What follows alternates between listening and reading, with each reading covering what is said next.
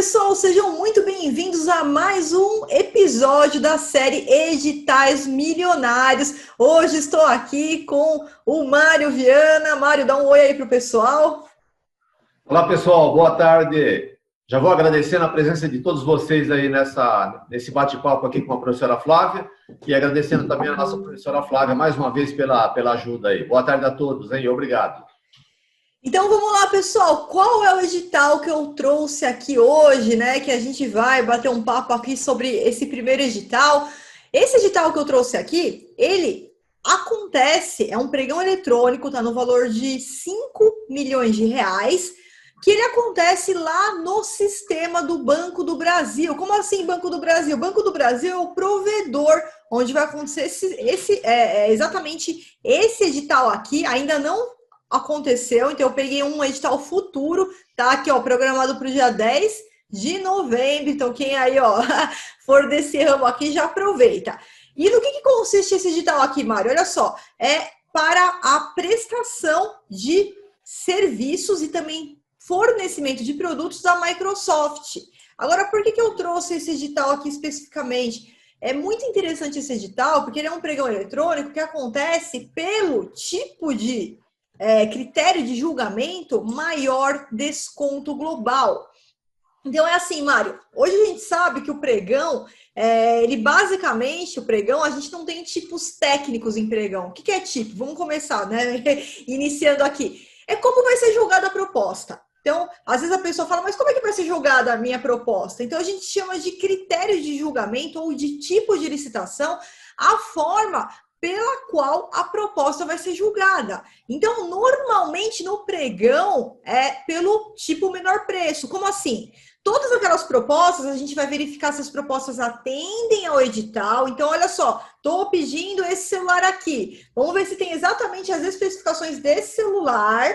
Se a proposta bater com o que o meu edital solicitou, aí vai ganhar aquela que tem o menor preço. Lógico que depois tem a fase que a gente vai ver os documentos, mas falando aqui de um pouquinho de proposta, né? Vamos falar hoje um pouquinho de proposta. Quando a gente fala em maior desconto, ele é o mesmo espírito do menor preço. Só que ao invés de ser o menor valor lá, disputando o menor valor, 5 milhões, 4 milhões, 3 milhões, não. A proposta, ela traz um desconto, um percentual de desconto que é aplicado sobre uma tabela. Então, essa tabela aqui, a gente já tem acesso a essa tabela aqui nesse edital, que é uma tabela da própria Microsoft, eu vou mostrar aqui para o pessoal daqui a pouquinho, né? E aí ganha aquele que trouxe o maior desconto que a gente aplica em cima da tabela. Isso aqui, Mário, é muito normal acontecer, por exemplo, em licitações onde o próprio mercado ele tem uma tabela lá do próprio fabricante, como, por exemplo, livros de editoras. Então, geralmente, a editora ela tem uma tabela com os preços dos seus livros. E aí, a gente faz a licitação por maior desconto e ganha quem ofereceu o maior desconto sobre aquela tabela do fabricante. Isso acontece também com peças de automóveis, é muito comum, às vezes a gente vai lá ter um serviço lá de manutenção da frota, nossa, tem milhares de peças. Aí, para tabelar tudo aquilo lá, é mais fácil pegar, então, a tabela do fabricante e vai ganhar quem der o maior desconto sobre aquela tabela. Não é uma tabela que a administração inventa, é uma tabela que aquele mercado já tem, já existe, já é praxe no mercado, e nesse caso ela é anexada ao edital, e aí aplica-se o desconto sobre a tabela. Nesse caso aqui, a tabela é tão gigantesca que eu até abri aqui, né, no edital, eu fui seguindo aqui, eu peguei agora há pouco o link, né, dessa tabela que tem aqui, ó, essa tabela aqui, tá vendo? Aí eu entrei, tem um link lá do Google Drive, e nesse link do Google Drive, então ele já traz as tabelas aqui, tá? Então a gente tem todas as tabelas aqui da própria Microsoft aí, com os valores aí, funciona como uma tabela, como se fosse uma tabela de um fabricante, no caso de peças de veículos, ou como a tabela da editora, no caso de livros, né, Mário? Isso, ok. E o que acontece? Isso daqui tinha muita discussão, né? Mas pode aplicar o maior desconto? E isso era muito discutido, e o decreto 10.024, em 2019, ele veio colocar um fim a essa discussão, né? Porque antes a gente, na doutrina, nos nossos cursos, a gente sempre avisava, né, os alunos que pode sim ser adotado esse tipo de o maior desconto, porque ele segue o mesmo espírito do que o menor preço, né? Mesmo espírito que o menor preço. Vai continuar ganhando quem der o menor valor, ele continua sendo o menor valor, mas de uma outra forma, né? Com essa questão aí do desconto. E aí, olha, Mário, diferente do último edital que a gente viu, que era lá no Comprasnet, lembra? Lembro sim. Que o Comprasnet é um dos maiores portais, né? De pregão eletrônico do governo federal e de todos os outros estados e municípios que podem utilizar gratuitamente, né? E esse aqui, Mário, é o segundo, eu posso dizer que é o segundo maior portal de licitações que tem, né, também no Brasil, que é o Licitações Z do Banco do Brasil. Banco do Brasil, ok. Exatamente. Então, bem conhecido, né, Flávio? Bem conhecido, inclusive a gente tem, né? A gente tem um convênio com eles para auxiliar, para mostrar como é que funciona, como é que participa da licitação, qual que é o passo a passo. Também é bem funcional, é um sistema bem bacana também de se trabalhar, né? O do Banco do Brasil. Então a gente acessa por aqui. Aqui eu só dar uma mostrada para quem não conhece aqui, Mário. Olha só, licitações.com.br, né? Então é do Banco do Brasil, chama Licitações Z. Digamos assim, é um provedor que o Banco do Brasil fez para a gente poder realizar os pregões eletrônicos. E ele já está totalmente adaptado ao novo decreto 2024. Então, no edital que eu sei por qual provedor que vai acontecer. Então, tá aqui, ó. O edital já me traz, vai acontecer por esse provedor, né? Então, aí tanto o órgão público já tem o cadastro, quanto os licitantes que querem participar também se cadastram aqui no Banco do Brasil. E aí, só para mostrar aqui pro pessoal, ó, tá vendo? A gente vindo aqui, ó, em acompanhamento de licitações publicadas, pesquisa avançada, tá vendo? A gente consegue fazer uma busca aqui gratuita por edital. Foi aqui que eu baixei o edital que a gente está analisando agora, né? Nesse vídeo de hoje aqui, pelo Licitações Z aqui do Banco do Brasil.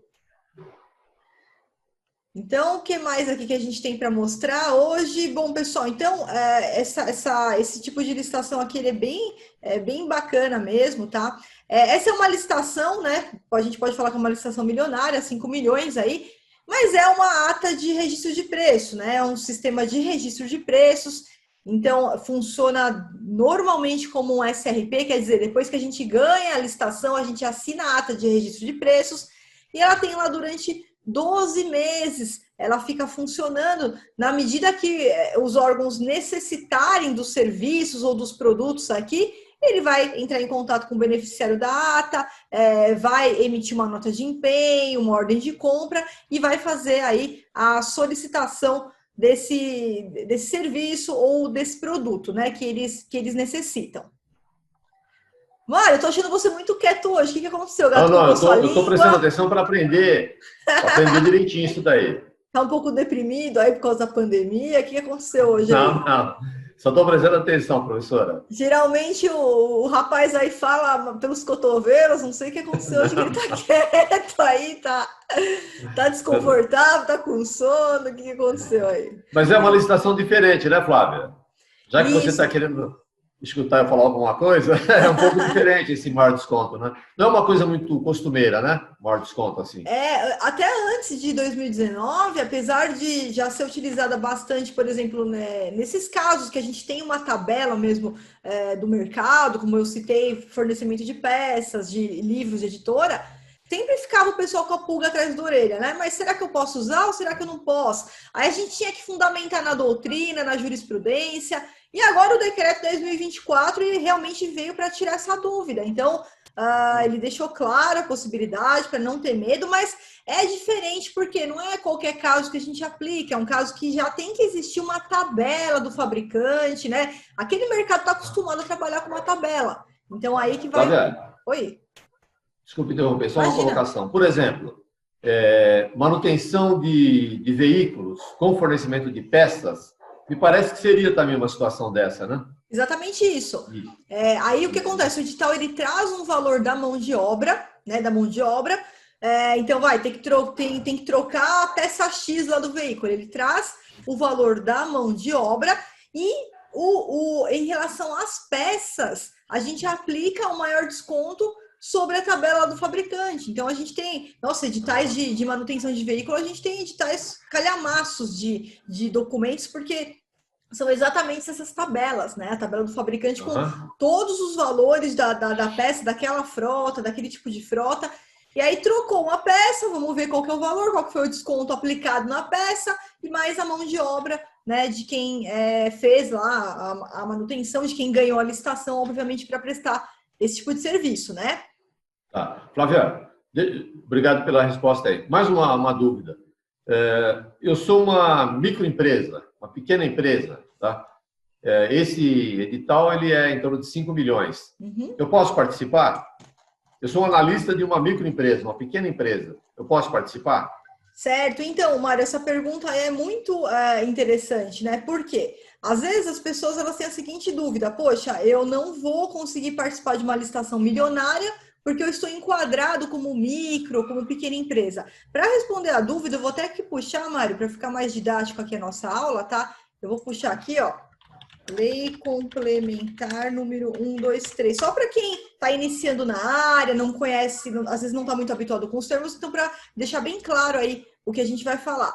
Olha só, então, essa lei complementar número 123 é a legislação que traz os benefícios dos micros, pequenos empresários, cooperativas, microempreendedor individual, né?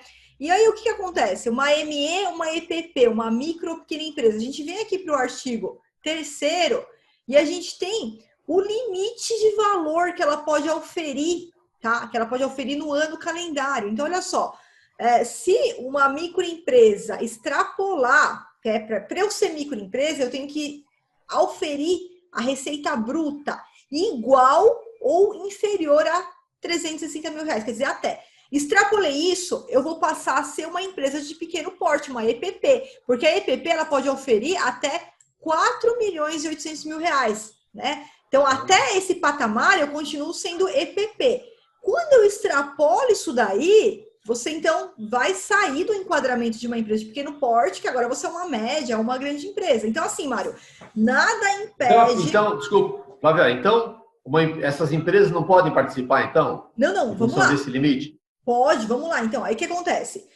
Nada impede que uma ME, uma EPP, participe de uma licitação desse montante. Por quê? Porque ela só vai desenquadrar depois que ela auferir. O que é auferir? Ela tem que receber esse valor, né? Então, muitas vezes você vai participar, primeiro que pode acontecer é você não ganhar a licitação, e aí não vai mudar nada na sua vida, você vai continuar sendo enquadrado como EPP.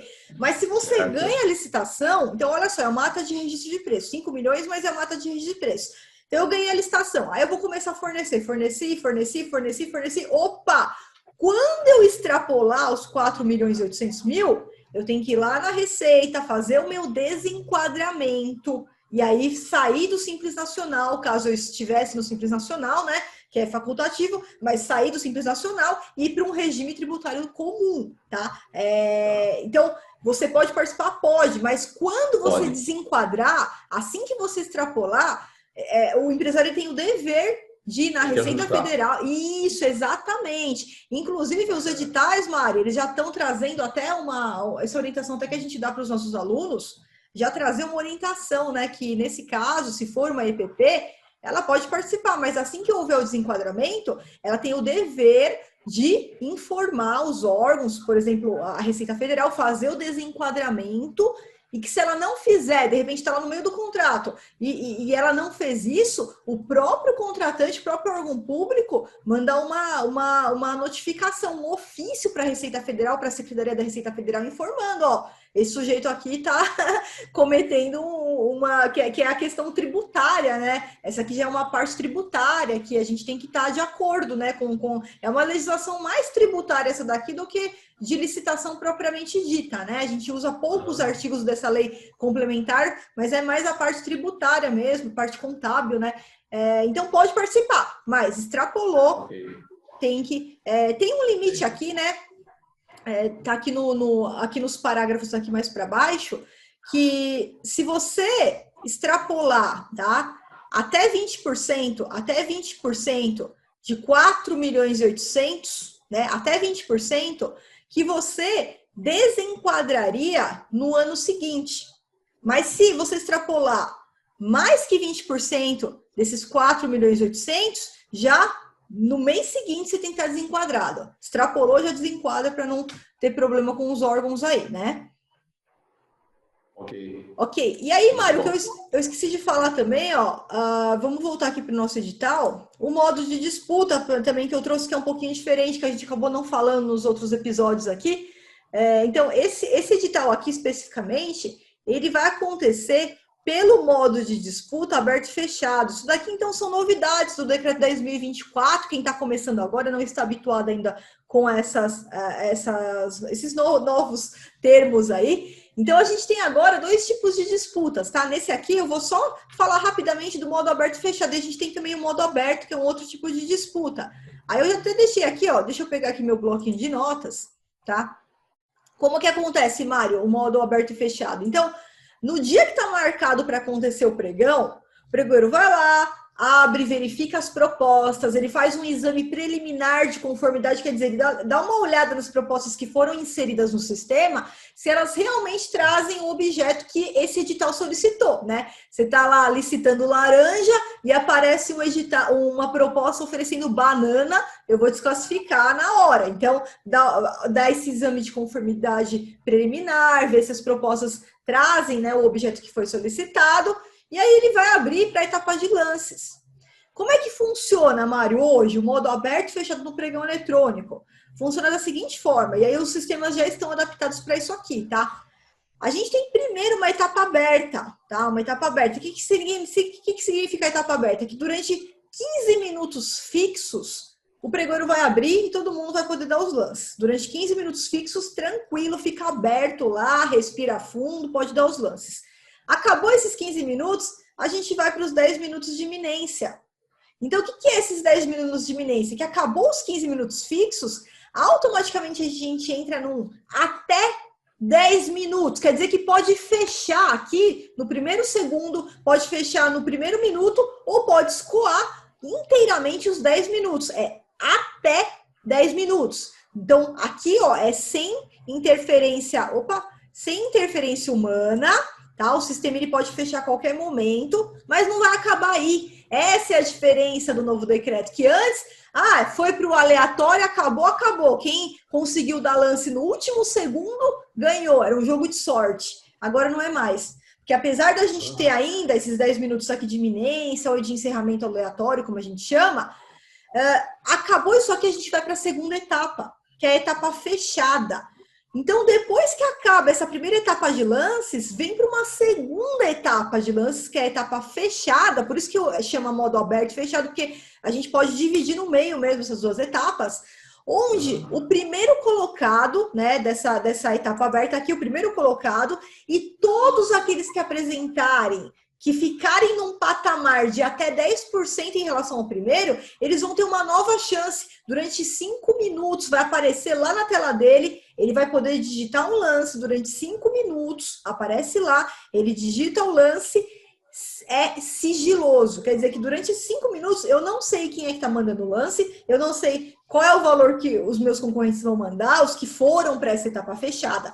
Mas assim que acabarem os 5 minutos, aí torna-se público e a gente vai saber quem foi que ganhou, tá? E se não tiver pelo menos três proponentes nessa situação que eu falei, tá? Do primeiro, mas todos aqueles demais até 10%, o próprio sistema ele faz uma convocação de até mais 3 subsequentes. E aí esses que vão para a etapa fechada. Então veja agora, Mário, que isso aqui é imprescindível, né? Quando a gente fala do robô, utilização do robô. Antes eu era contra utilizar robô, hoje eu não sou mais contra utilizar robô. Apesar da gente não ter nenhuma ainda jurisprudência, nenhuma lei falando se o robô é legal, se é ilegal, nada. Hoje eu sou favorável a utilizar o robô porque aqui você acaba tirando aqueles efeitos nocivos que o robô tinha antes, né, desse decreto. Aqui não, ficou uma coisa muito mais justa. Mesmo quem está sem robô, se ficar numa boa posição aqui nessa primeira etapa, quando for para a etapa fechada, não tem robô que funcione, né? Porque são 5 minutos com lance sigiloso, fechado. Quem mandar o lance, mandar o menor, vai ganhar e acabou. Entendi. Muito bom. Muito legal, então, também esse modo de disputa, né? E Diferente, né, Flávio? bem diferente também. E eu acho que isso daqui, então, Mário, acho que isso daqui, quem tiver de olho aí, ó, quem for alguma empresa, conhecer alguma empresa que presta esse tipo de serviço, tá aí, o edital ainda não aconteceu, dá tempo de correr para participar e com toda a segurança, claro, com todo o conhecimento, para ter segurança nessa participação e fazer os seus negócios, como eu sempre digo, né? Além de resultado, a gente se preocupa também muito com a segurança de quem vai participar aí dessas licitações. Então, Mário, acho que por isso aqui é hoje, por isso, né? Já deu para dar uma noção aí para o pessoal. E... Flávia, Oi? se me permite mais uma pequena pergunta aí. Vamos lá. Como isso aí é o maior desconto, e lógico, quanto maior o desconto, menor o preço, existe alguma limitação nesses editais aí com relação ao desconto? Ó, o desconto tem que ser no máximo 15%. Existe alguma limitação nesse sentido ou não? Não. Isso fica livre? Desconto máximo, né? Colocar um máximo assim que o listante possa dar, isso não pode ser feito. Colocar um máximo, ó, no máximo você vai poder dar 20%, não existe. O que existe Flávia, você entendeu minha preocupação, né? Entendi. Preços lá embaixo, muito baixo, mergulho de preço. Então, o pessoal joga o preço lá embaixo, depois não consegue fornecer. Perfeito. Existe alguma preocupação? Não. Então, o edital, Mário, ele não pode fixar um desconto máximo. Quer dizer, ele não pode ter essa ingerência nas empresas de forma de colocar lá uma estaca ao menor preço que elas possam chegar, né? Isso não pode, mas, né? Então, por isso que não poderia colocar um desconto máximo. Mas sempre vai existir em toda e qualquer licitação a análise de execuibilidade dos valores. Então, assim, quando aparece um valor que já é suspeito de ser inexequível, que a empresa não vai conseguir realmente comprovar, não vai conseguir cumprir, ela vai ser desclassificada. Como que ela vai ser desclassificada de pronto? Não.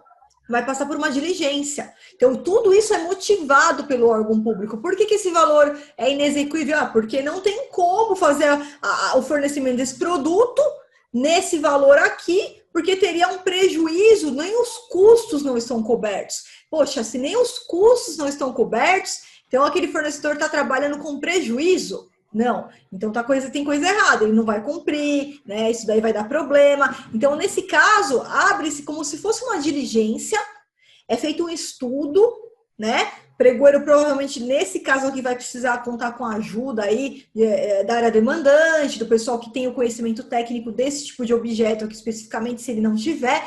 Então, vai ter que suspender o pregão, muito provavelmente, vai ter que fazer uma análise de execuibilidade, né? Deixar o fornecedor se defender. Por que você está dando esse valor? Você tem alguma justificativa? Por que esse valor baixo? Todo mundo aqui está levantando a suspeita, né? Que seu valor está inexequível, quer dizer, nem os custos não estão cobertos. Vai deixar ele se defender e aí vamos julgar aquilo ali. E vamos ver se realmente o valor for inexequível, essa proposta ela vai ser desclassificada e esse sujeito ele sai de tela, né? Ele é desclassificado, tá fora da licitação, mas não é uma desclassificação de pronto, ela vai passar por um exame, tudo motivado, né? Tudo motivado aí pelo órgão, a decisão pela desclassificação ou pela classificação também, no caso dessa suspeita, ele tem que parar e tem que analisar. Tá. Flávia, não abusando da sua bondade. Imagina.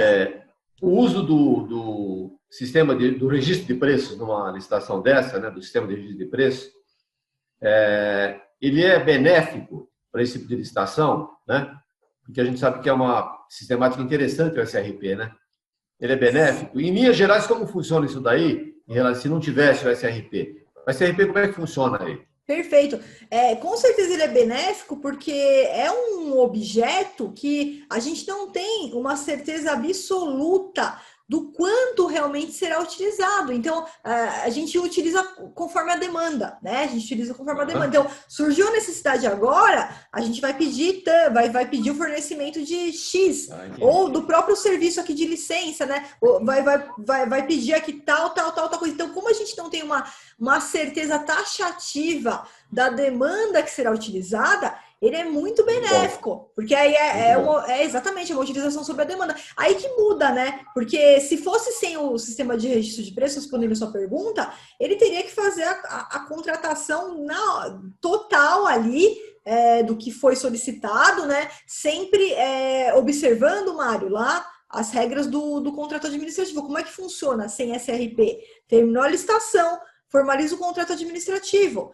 Ele só fica sujeito, né, a acréscimo e supressão seguindo o regramento da Lei 8.666, lá do artigo 65 e seguintes, que pode fazer os acréscimos ou supressões, acréscimos até 25%, 50% em situações excepcionais lá, de reformas e tal. E supressões também, 25%, que o contratado ficou obrigado, né, mas as supressões com acordo entre as partes pode até extrapolar esse limite de 25%, mas eu me fecho naquilo, fiz uma licitação tradicional, fechei o contrato, estou fechada lá no artigo 65. Aqui, a ata de registro de preços não, porque a gente não tem obrigatoriedade da compra nem da contratação. Então, na ata ainda de registro de preços, pode ser que eu não consuma 100% do quantitativo que está aqui.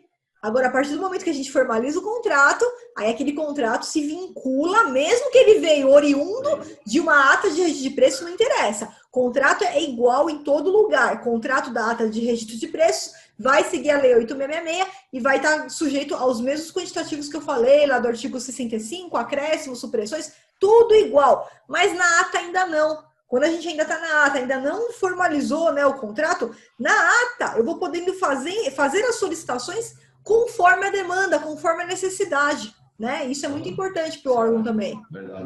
Verdade. Perfeito, Flávia, perfeito. Perfeito, Marião? Ótimo. Melhor impossível.